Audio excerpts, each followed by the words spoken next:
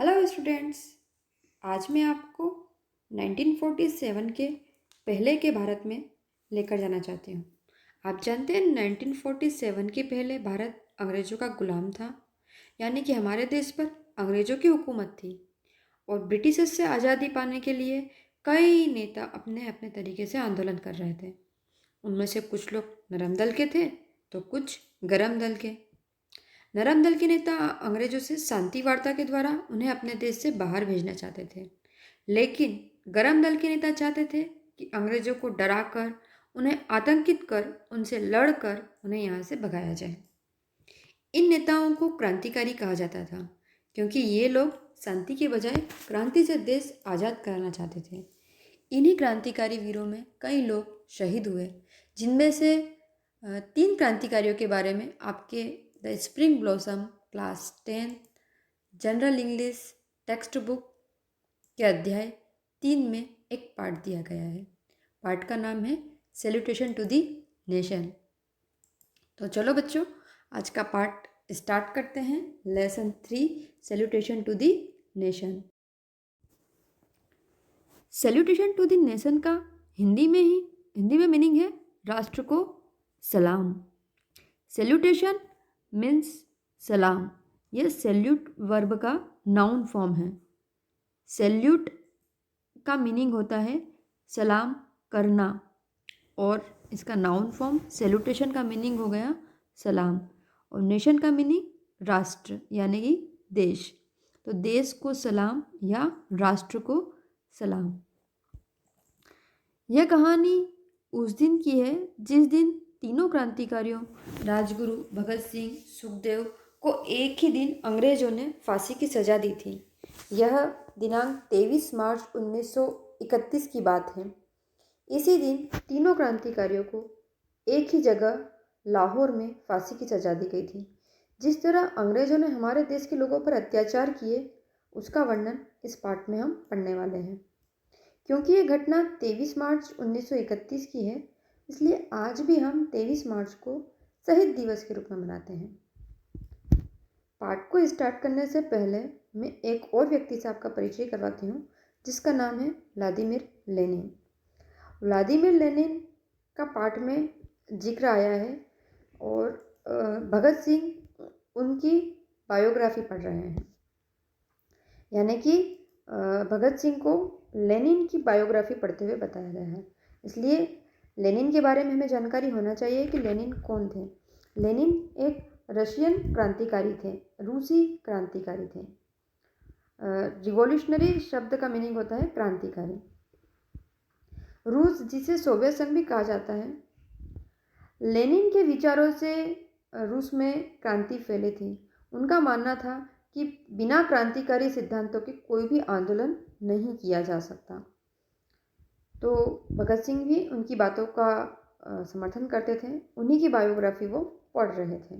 कहानी यहाँ से शुरू होती है। आपकी टेक्स्ट बुक में यहीं से लिखा हुआ है, Bhagat Singh was busy reading the biography of Lenin. In fact he had just read a few pages when the door of the dungeon opened and let in a jail officer. Sardarji, please be ready. We have been ordered to carry out the execution, said the officer. क्या कहा गया है? Bhagat Singh was busy reading the biography of Lenin. कहा था जैसा कि आपको कि भगत सिंह लेनिन की बायोग्राफी पढ़ रहे थे। लेनिन रशियन क्रांतिकारी है, रशियन रिवॉल्यूशनरी है, रूस या जिसे सोवियत संघ कहा जाता है वहाँ के क्रांतिकारी हैं। उनकी बायोग्राफी भगत सिंह पढ़ रहे थे। उन्होंने कुछ ही पन्ने पुस्तक के पढ़े थे। In fact he had just read a few page when the door of the dungeon open. कुछ ही पन्ने उन्होंने पुस्तक के पढ़े थे और डंजियन यानी जेल, कैद खाना या काल कोठरी हम कह सकते हैं। डंजियन का डोर ओपन होता है और वहाँ से एक जेल ऑफिसर अंदर आता है। जेल ऑफिसर कहते हैं सरदार जी, यानी कि वो किसे कह रहे हैं? वो भगत सिंह को कह रहे हैं। ऑफिसर अंदर आता है और कहता है सरदार जी आप तैयार हो जाइए, हमें आपको ले जाए जाने के लिए फांसी, एग्जीक्यूशन यानी फांसी, फांसी के लिए ले जाया जाने का आर्डर आ गया है, यानी फांसी के लिए ले जाए जाने का आदेश आ गया है, आप तैयार हो जाइए। तो यहाँ पर सरदार जी किसे कहा है उन्होंने सरदार जी भगत सिंह को कहा है। आगे बढ़ते हैं। Bhagat Singh was reading the book. He told the officer without raising his eyes from the book, wait, one revolutionary is meeting another revolutionary. Bhagat Singh पुस्तक पढ़ ही रहे थे और उन्होंने ऑफिसर से कहा, without raising his eyes from the book, अपनी आंखें पुस्तक से हटाए बिना ही उन्होंने उस ऑफिसर से कहा, क्या कहा, वेट, रुकिए, वन रिवॉल्यूशनरी कौन, भगत सिंह खुद, इज मीटिंग, मिल रहे हैं, अनादर रिवॉल्यूशनरी से, एक क्रांतिकारी दूसरे क्रांतिकारी से मिल रहा है। ये कौन कह रहे हैं, ये भगत सिंह कह रहे हैं कि एक क्रांतिकारी दूसरे क्रांतिकारी से मिल रहा है। एक क्रांतिकारी तो वे खुद हैं और दूसरा क्रांतिकारी कौन है, जिसकी वो पुस्तक पढ़ रहे हैं। और वो किसकी पुस्तक पढ़ रहे हैं, वो लेनिन की पुस्तक पढ़ रहे हैं। लेनिन कौन है, लेनिन एक रशियन रिवॉल्यूशनरी है। रिवॉल्यूशनरी का मैंने मतलब आपको बताया, क्रांतिकारी। The officer was stun by the tone of Bhagat Singh voice and stood still. Stun यानी एकदम आश्चर्यचकित हो जाना। ऑफिसर भगत सिंह की टोन को सुनकर एकदम अचंभित रह गए। उनकी जो आवाज़ थी उसको सुनकर वो अचंभित रह गए और स्टूड स्टिल, और वैसे के वैसे वो वहाँ पर खड़े हो गए। Bhagat Singh resume reading the book, all of a sudden he hurled the book in the air, stood forth and said, let's go. Bhagat Singh ने फिर से पुस्तक को पढ़ना आरंभ किया। पुस्तक जब उन्होंने ये कहा कि रुकिए, एक क्रांतिकारी दूसरे क्रांतिकारी से मिल रहा है, उस समय उन्होंने पुस्तक पढ़ना बंद कर दिया था। रिज्यूम यानी फिर से पुस्तक पढ़ना उन्होंने आरंभ किया और अचानक से पुस्तक को अपने हाथ में उछाला, इन द एयर, हवा में, और खड़े हो गए और कहा, चलो चलें। Rajguru and Sukhdev also came out of their cells. They had refused to get their faces covered, wear the cape, and get handcuffed. The three revolutionaries walked along, singing a patriotic song in a jovial mood, and were followed by the jail officials on all sides. Rajguru और सुखदेव भी अपने अपने sales से बाहर आ गए थे। देखो यहाँ पर फिर से शब्द आया है सेल, पहले आया था डंजियन। डंजियन यानी काल कोठरी, और सेम मीनिंग है सेल। सेल यानी भी क्या होगा, जेल, और डंजन यानी भी क्या होगा, जेल, जहाँ पर कैदियों को रखा जाता है। तो राजगुरु और सुखदेव भी अपने अपने सेल्स से बाहर आए, अपने अपने जो कैद खाना था उससे बाहर आए, और उन्होंने रिफ्यूज कर दिया यानी इनकार कर दिया, to get their faces covered. किस चीज़ से इनकार किया, अपने फेसेस को कवर करने का, अपने चेहरे को ढकने से, वियर द केप, केप पहनने से, और गेट हैंड कफ्ड, और हाथों पे जो बांधा जाता है हथकड़ी, उसे बांधने से, मतलब अपने फेस को ढकने से, चेहरे को ढकने से, केप पहनने से और हाथों को बांधने से उन्होंने इनकार कर दिया। The three revolutionary walked along singing a patriotic song in a jovial mood and were followed by the jail officials on all sides. तीनों क्रांतिकारी साथ साथ चल रहे थे और पेट्रियोटिक सॉन्ग गा रहे थे। पेट्रियोटिक सॉन्ग यानी देशभक्ति गीत, पेट्रियोटिक सॉन्ग यानी देशभक्ति गीत गा रहे थे, जोवियल मूड में, बहुत ही प्रसन्न होकर, और उनके चारों ओर जेल ऑफिशियल उन्हें फॉलो कर रहे थे, उनके पीछे चल रहे थे। यहाँ आप इस जोवियल मूड में जिस प्रकार से वो गीत गा रहे थे उसे देखेंगे।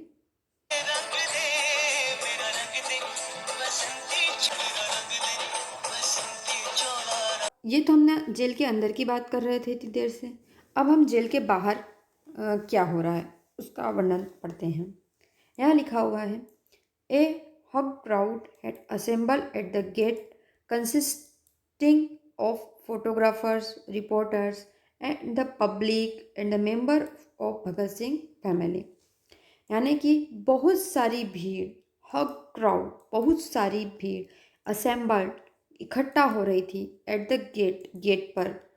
उनमें शामिल थे फोटोग्राफर्स, रिपोर्टर्स, बहुत सारे लोग और भगत सिंह के परिवार के सदस्य। मतलब जो बाहर भीड़ इकट्ठा हो रही थी उनमें कौन कौन लोग शामिल थे? उनमें बहुत सारी भीड़ में फोटोग्राफर्स थे, रिपोर्टर्स थे, बहुत सारे पब्लिक थी और भगत सिंह के परिवार के सदस्य थे। और जो वो भीड़ थी, crowd has becoming unmanageable. Unmanageable यानी अव्यवस्थित हो रही थी, भीड़ को कंट्रोल करना थोड़ा मुश्किल हो रहा था। Loud slogans were being raised both inside and outside the jail. जो जोर जोर से नारे लगाए जा रहे थे वो जेल के बाहर से भी लगाए जा रहे थे और जेल के अंदर से भी लगाए जा रहे थे।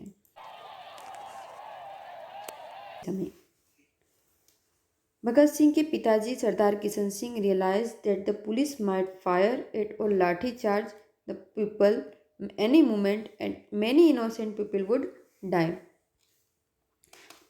भगत सिंह के पिताजी हैं सरदार किशन सिंह। सरदार किशन सिंह कौन है? सरदार किशन सिंह भगत सिंह के पिताजी हैं। तो वो रियलाइज़ करते हैं, महसूस करते हैं कि पुलिस किसी भी समय फायर कर सकती है, मतलब गोलियां चला सकती है या लाठी चार्ज कर सकती है या डंडे मार सकती है। उन लोगों को किसी भी क्षण और कई इनोसेंट मतलब निरपराधी लोग मारे जा सकते हैं। मतलब जब बहुत सारी भीड़ है, उसमें फोटोग्राफर्स हैं, रिपोर्टर्स हैं, भगत सिंह के परिवार के सदस्य हैं और नारे लगाए जा रहे हैं ज़ोर ज़ोर से, जेल के भीतर से भी, जेल के बाहर से भी। तो सरदार किशन सिंह जो कि भगत सिंह के पिताजी हैं, उनको एहसास होता है कि पुलिस इन मासूम लोगों पे जो जिनका कोई अपराध नहीं है उन पर कभी भी फायर कर सकती है, लाठीचार्ज कर सकती है और कई लोग मर सकते हैं। सरदार किशन सिंह को इस चीज़ का एहसास होता है। तो ही आस्क्ड हिज वाइफ, वो अपनी पत्नी से कहते हैं, लेट अस गो, चलो यहाँ से चलें, lest some misfortune should befall the harmless innocent people. चलो यहाँ से चलें, जो कुछ भी दुर्भाग्य से घटित हो सकता है उससे इनोसेंट पीपल को हार्मलेस मतलब इनोसेंट पीपल जो निरपराधी लोग हैं उनको नुकसान पहुँच सकता है। तो वो अपनी पत्नी से रिक्वेस्ट कर रहे हैं कि चलो यहाँ से चलें। But Bhagat Singh mother was reluctant to leave the place.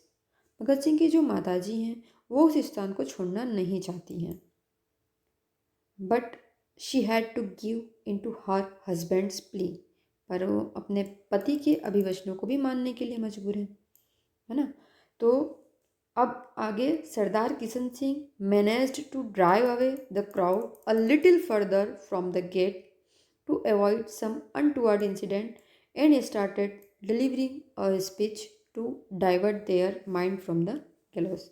सरदार किशन सिंह क्या करते हैं, वो उस भीड़ को मैनेज करने के लिए ताकि कोई अनटुवर्ड इंसिडेंट यानी अनैच्छिक घटना ना घटे, जिसे नहीं चाहते हैं ऐसी घटना ना घटे, उसके लिए वो भीड़ को वहाँ गेट से थोड़ा दूर ले जाते हैं और स्टार्टेड डिलीवरिंग अ स्पीच और भाषण देना शुरू कर देते हैं ताकि जो लोग हैं उनका माइंड मस्तिष्क गेलोस यानी फांसी के स्थान को कहते हैं जहाँ पे फांसी दी जाती है, वहाँ से इन लोगों का माइंड जो है वो डाइवर्ट हो, परिवर्तित हो, हटे वहाँ से। इसके लिए सरदार किशन सिंह भाषण देना शुरू करते हैं।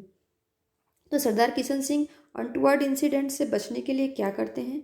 सरदार किशन सिंह पहले तो भीड़ को वहाँ से थोड़ा दूर ले जाते हैं गेट से और फिर भाषण देना शुरू करते हैं ताकि लोगों का माइंड गैलोस से डाइवर्ट हो। अब फिर से हम जेल के अंदर वाले हिस्से में जाते हैं जहाँ पर तीनों क्रांतिकारी भगत सिंह, राजगुरु और सुखदेव जोवियल मूड में पेट्रियोटिक सॉन्ग गाते हुए फांसी के लिए जा रहे हैं। क्या होता है वहाँ? The warder proceeded towards the platform with the 3 valiant revolutionaries. The Deputy Commissioner of Lahore was surprised and terrified to see that the convicts were not shackled. Bhagat Singh read the fear in his eye and said, well, Mr. Magistrate, You are fortunate to be able to see how Indian revolutionary can embrace death with pleasure for the sake of their supreme ideal.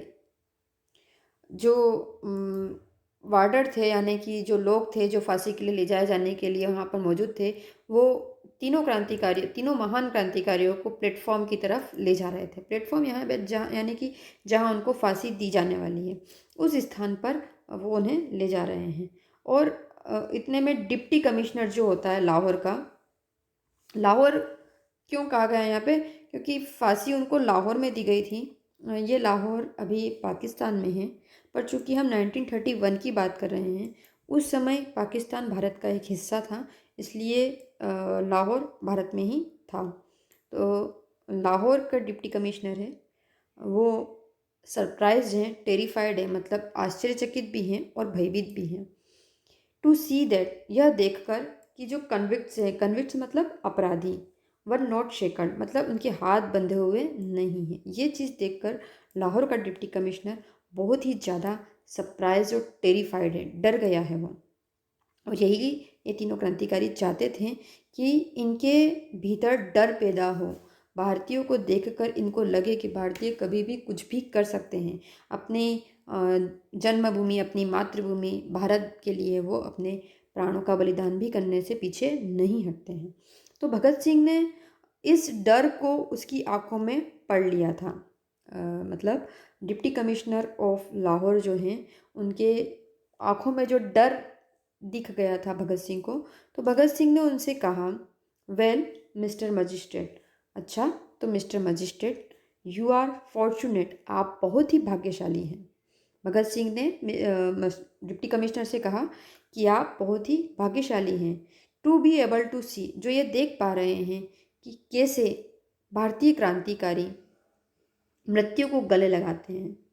Embrace यानी गले लगाना, आलिंगन करना, with pleasure, खुशी के साथ, for the sake of their supreme ideal, अपने उच्च आदर्शों की रक्षा के लिए। भगत सिंह जो चाहते थे वो हो रहा था, अंग्रेजों के मन में डर बैठ रहा था। तो उस डर को पढ़ते हुए भगत सिंह ने उनसे कहा कि अच्छा तो मिस्टर मजिस्ट्रेट, आप बहुत भाग्यशाली हैं जो ये देख पा रहे हैं कि कैसे भारतीय क्रांतिकारी अपने उच्च आदर्शों की रक्षा के लिए खुशी खुशी मृत्यु को गले लगाते हैं।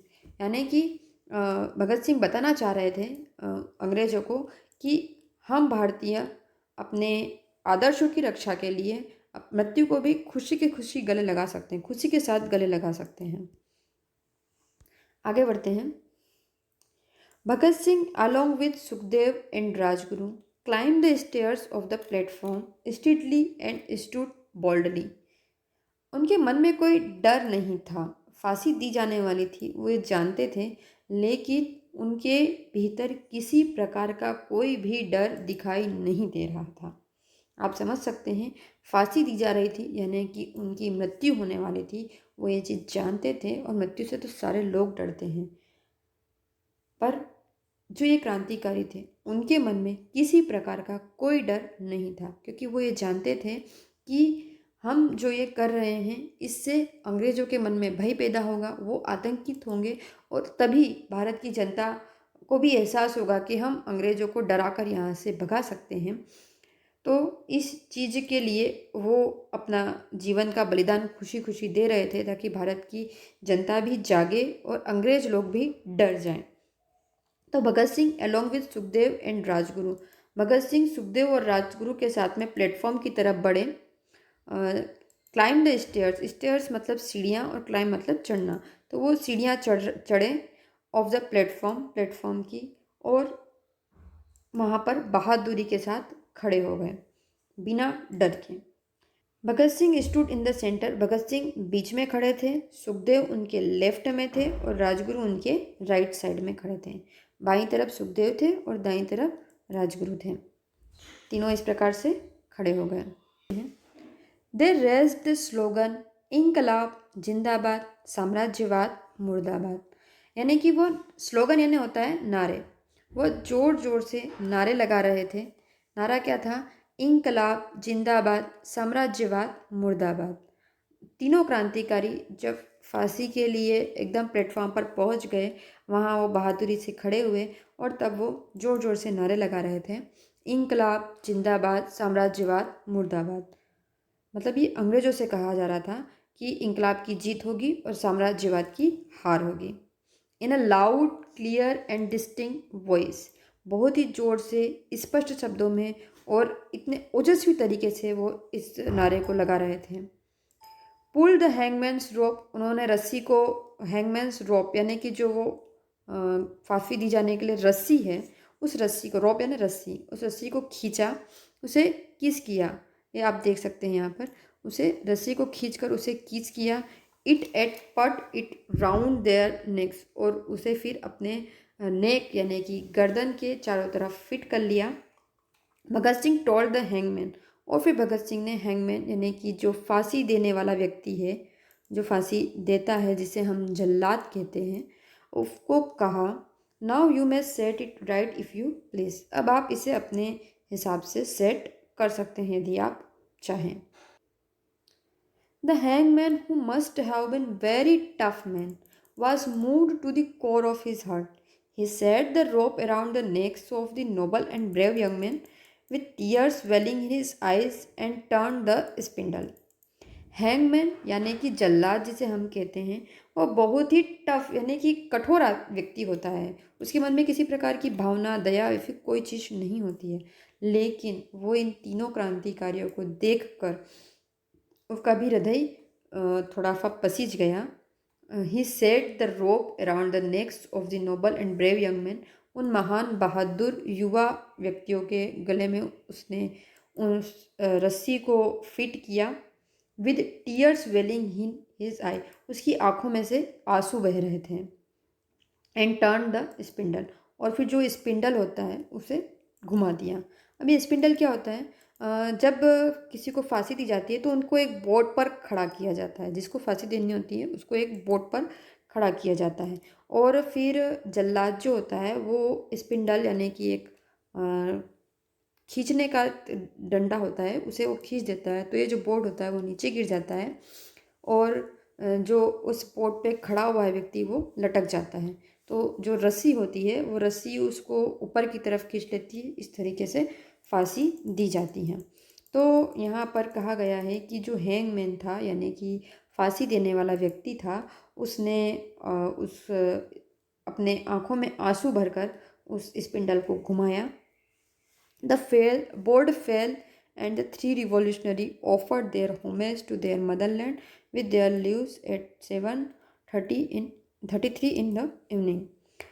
जो बोर्ड था वो गिर गया, और तीनों क्रांतिकारी भगत सिंह, सुखदेव और राजगुरु ने अपने मातृभूमि के लिए अपने प्राणों का बलिदान दे दिया। शाम की 7:33 उसमें हो रहे थे, शाम के 7:30 बजे थे यानी कि लगभग, उस समय उनको फांसी दी गई थी। यहाँ पे मैं आपको एक बात और बता दूँ कि फांसी जो थी वो नेक्स्ट डे दी जाने वाली थी, लेकिन अंग्रेज़ लोग इतने भयभीत हो गए थे इन क्रांतिकारियों से कि वो ज़्यादा इंतज़ार कर नहीं सकते थे। वो एक दिन का भी वेट नहीं कर पाए, और उन्होंने एक दिन पहले ही फांसी को एग्जीक्यूट किया, यानी कि एक दिन पहले ही फांसी दी जाने का आदेश दिया। आगे बढ़ते हैं हम फिर से जेल के बाहर साइड, जहाँ पर सरदार किशन सिंह भीड़ को मैनेज करने के लिए ज़ोर ज़ोर से भाषण दे रहे हैं, लोगों का माइंड डाइवर्ट करने की कोशिश कर रहे हैं गैलोस की तरफ से। वहाँ पर हम देखते हैं क्या हो रहा है। Sardar Kishan Singh was on the verge of losing his nerve, he continued delivering his speech in a delirious manner when the milkman ran towards them and gave the dreaded news that the execution was over. सरदार किशन सिंह जो कि भगत सिंह के पिताजी हैं, उनको ये पता है कि उनके पुत्र यानी भगत सिंह को फांसी दी जाने वाली है, तो उनकी जो अपने आपे में नहीं है, वो बहुत ही नर्वस हैं, और इसी मैनर में वो, इसी तरीके में वो भाषण लगातार दिए जा रहे हैं। और उसी समय एक जो मिल्कमैन, दूध वाला है, वो दौड़कर उनकी तरफ आता है और ये डेडेड न्यूज़ देता है कि जो एग्जीक्यूशन है यानी फांसी जो है वो दी जा चुकी है। Sardar Kishan Singh announced to the crowd, Bhagat Singh has been executed. I am going to fetch his body. None of you should from budge here. I don't wish that in taking away the body of Bhagat Singh, I shall have to take away many more. सरदार किशन सिंह जब इस news को सुनते हैं तो वो announce करते हैं, इस बात का भीड़ को सुनाते हैं कि भगत सिंह को फांसी दी जा चुकी है और मैं जो हूँ वो उसकी बॉडी लेने के लिए जा रहा हूँ। आप में से कोई भी यहाँ से बिल्कुल नहीं हिलेगा। None of you should from budge here. Budge यानी होता है मूव, मूव यानी हिलना, तो बज का मतलब है हिलना। नन ऑफ यू शुड बज फ्रॉम हियर यानी कि आप में से कोई भी यहाँ से हिलेगा नहीं। Don't move from here. I don't wish, मैं नहीं चाहता कि भगत सिंह की बॉडी लाने में मुझे और कई बहुत सारी बॉडियाँ लानी पड़े। मतलब भगत सिंह को की जो बॉडी लेने के लिए वो अकेले जाना चाहते हैं, बहुत सारी भीड़ ना जाए ये वो चाहते हैं, क्योंकि अगर बहुत सारी भीड़ वहाँ इकट्ठा होगी तो अंग्रेज लोग को का कोई भरोसा नहीं, बहुत ही क्रूर व्यक्ति है, वो कुछ भी कर सकते हैं। हो सकता है वो इन लोगों पर बंदूक चला दें, लाठी चार्ज कर दें। इसलिए उन्होंने सारे लोगों को समझाया कि आप में से कोई भी यहाँ से हिलेगा नहीं, मैं जाता हूँ और भगत सिंह की बॉडी लेकर आता हूँ। Sardar Kishan Singh went ahead with a heavy heart with a few people and knocked at the gate. सरदार किशन सिंह भारी हृदय के साथ में उस तरफ गए और उन्होंने गेट को, दरवाजे को नॉक किया। कुछ लोगों को वो साथ में ले गए थे, few people. The gate of the jail was not open, परंतु वो जो जेल का गेट था वो नहीं खुला। फिर भी वो कंटिन्यूस नॉकिंग वेंट अनहिडेड, लगातार दरवाज़ा नॉक कर रहे थे, खटखटा रहे थे। The police officers were heard laughing loudly inside the gate, और जो पुलिस ऑफिसर्स थे, पुलिस अधिकारी जो लोग थे वहाँ पर, उनके ज़ोर ज़ोर से हंसने की आवाज़ गेट के अंदर से आ रही थी।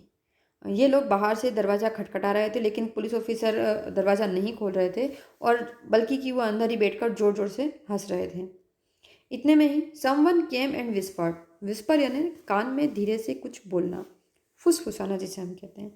तो समवन कोई एक बाहर से आया और उसने कहा, informing them that the bodies had been taken away through another gate. उस व्यक्ति ने धीरे से कान में आकर ये सूचना दी कि जो बॉडीज़ हैं तीनों क्रांतिकारियों की, वो दूसरे गेट से ले जाई जा चुकी है। मतलब आप यहाँ जो दरवाज़ा खटखटा रहे हैं उसका कोई मीनिंग नहीं है, क्योंकि अंग्रेज़ लोग जो हैं उन्होंने तीनों क्रांतिकारियों की जो डेड बॉडी है उसको दूसरे गेट से वो कहीं और लेकर गए हैं। ये किसी ने आके उन्हें सूचना दी। आगे बढ़ते हैं। क्या हुआ? The British were bent upon their treacherous way. जैसा कि हमने शुरू में ही कहा कि ब्रिटिश जो थे, अंग्रेज जो लोग थे, वो बहुत ही क्रूर अत्याचारी थे। उनमें दया नाम की कोई चीज़ थी नहीं, तो वे अपने कुकृत्य पर, जो घृणित कृत्य है उसके ऊपर आ गए थे। The bodies of the valiant leaders were mercilessly chopped off, filled in the sacks and carried away to the bank of the river Satluj at Firozpur through a back gate. The last rites were to be performed by a Sikh Kanthi and a Hindu Pandit. British जो लोग थे, वो जो अधिकारी लोग थे, उन्होंने क्या किया, वो अपने कुकृत्य पर आ गए थे। उन्होंने जो महान नेता जिन्हें हम भगत सिंह, सुखदेव और राजगुरु के नाम से जानते हैं, उन वैलियंट लीडर्स की जो बॉडी थी उसके टुकड़े टुकड़े कर दिए। चॉप्ड ऑफ यानी कि टुकड़े टुकड़े करना, जैसे हम सब्जी काटते हैं ना, उस प्रकार से उन्होंने उनके शरीर के टुकड़े टुकड़े कर दिए। वो फांसी दे दी जा चुकी थी, लेकिन फिर भी वो उनसे इतने डर गए थे कि वो अब मतलब कुछ भी करने को तैयार थे। उन्होंने उनके शरीर के टुकड़े किए। Field in the sex, sex यानी होता है बोरे, बोरे जिसमें हम सामान भरते हैं, बड़े बड़े थैले होते हैं, उन थैलों में उन टुकड़ों को उन्होंने भर दिया। And carried away to the bank of the river Sutlej at Firozpur, और लाहौर से वो फिर फिरोजपुर पर, जहाँ पर सतलज नदी है, उसके किनारे पर गए। थ्रू ए बैक गेट, पीछे के गेट से, क्योंकि आगे वाले गेट पर तो सारे लोग थे, भीड़ थी, तो उन्होंने पीछे के गेट से वो फिरोजपुर के सतलज नदी के किनारे पर उनको ले गए। The sacks containing the parts of the bodies were taken off the truck kerosene was spilled over them and set ablaze in the most cruel and heartless manner. जो बॉडीज़ के टुकड़े जिसमें इन्होंने भरे थे, उन थैलों को ये ट्रक में रख कर ले गए अंग्रेज़ लोग और फिर वहाँ जाकर उन्होंने सतलज नदी के किनारे जाकर उस के ऊपर केरोसिन छिटक दिया और फिर बहुत ही बेकार मतलब क्रूल तरीके से निर्दयता के साथ हार्टलेस मैनर में उन्होंने उनका जला दिया। When the news reached the neighboring village, the people flocked to the scared spot carrying torches with them. जब ये खबर पास के पड़ोसी गांव में पहुंची तो जो लोग थे वो बहुत सारे इकट्ठा हो गए और अपने साथ में टॉर्चेस यानी कि जो मसाल होती है अपने साथ में मसाल लेकर वहाँ पर दौड़ते हुए आ गए उस स्थान पर। फिरोजपुर के पास में जहाँ सतलज नदी पर यह कार्य हो रहा था, वहाँ पर पास के जो गांव के लोग थे वो मसाले लेकर उस स्थान पर आ गए। The English officers saw the approaching crowd and threw away the half burned shreds of the body into the river water, set in the truck and sped away to save their lives. जो अंग्रेजी अधिकारी थे उन्हें भीड़ को आते हुए देखा तो जो आधे जले हुए टुकड़े थे शरीर के उन्हें नदी के पानी में फेंक दिया, थ्रू अवे यानी फेंक दिया और फिर ट्रक में बैठकर अपनी जान बचाकर वहाँ से भाग गए। The humble villagers gathered the shreds of the half burned bodies from the river. जो गांव के लोग थे दयालु, उन्होंने उन आधे जले हुए शरीर के टुकड़ों को इकट्ठा किया नदी से from the river and last rite perform किया। अंतिम संस्कार फिर उन गांव वालों ने किया with full devotion and love, पूरे मानवता और प्यार के साथ में। In this way the great martyr Bhagat Singh happily embraced death to liberty his motherland and became immortal in the hearts of the Indians. इस तरीके से महान शहीद भगत सिंह ने खुशी खुशी मृत्यु को गले लगाया अपने देश की आज़ादी के लिए, मदरलैंड मातृभूमि, टू लिबर्टी यानी आज़ादी के लिए मृत्यु को गले लगाया खुशी खुशी और भारतीयों के हृदय में अमर हो गए, इमॉर्टल हो गए। वो केवल 24 साल के थे जब उन्हें फांसी दी गई, केवल 24 साल के थे जब उन्हें फांसी दी गई, एग्जीक्यूटेड किया गया यानी फांसी दी गई। वो आज हमारे पौराणिक हीरो हैं, लेजेंडरी हीरो हैं। अनगिनत गीत उनके लिए गाए गए हैं, कंपोज किए गए हैं और वह अपने कंट्री के युवाओं के लिए एक आदर्श हैं। वो बहादुरी का प्रतीक हैं।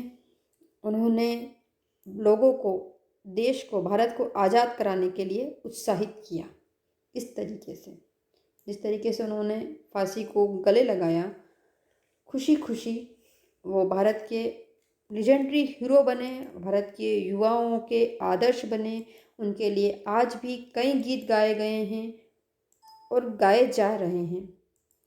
वो हमारे देश के युवाओं के लिए बहादुरी का प्रतीक है। उन्होंने इस तरीके से जब फांसी को गले लगाया, उन्होंने भारत के लोगों को इंस्पायर किया, उत्साहित किया कि वो अपने देश को आज़ाद कराए, अब अंग्रेज़ों की गुलामी से बच जाएं।